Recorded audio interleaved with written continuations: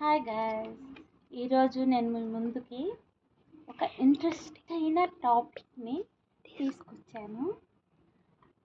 ఎక్కడ వీడియోని స్కిప్ చేయకుండా చూస్తూనే ఉండండి. ఓకే, ఇప్పుడైతే పాయింట్కి వద్దాం గైస్. ఏంటంటే 1980లో అప్పట్లో నాకు ఒక 5 years 6 years ఉండే అనుకోండి. అప్పట్లో నేను 1 రూపీ నోట్ను చూసాను, 2 రూపీస్ నోట్ని కూడా చూశాను, 5 రూపీస్ నోట్ని కూడా చూశాను. ఇక 10 రూపీస్, 20 రూపీస్, 50 రూపీస్ ఇవన్నీ కామన్ గాయస్.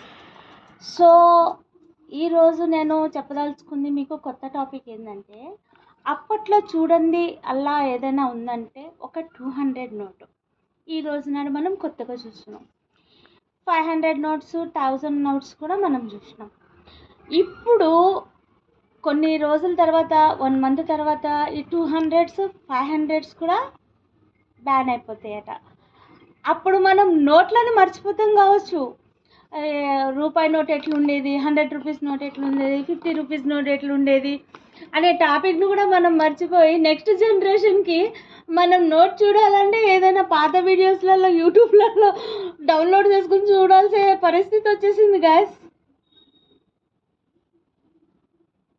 ఇప్పుడు మోదీ గారు వచ్చేసి 500 నోట్స్ 200 నోట్స్ బంద్ చేస్తానని చెప్పి ప్రకటన ఇచ్చారు గాయస్.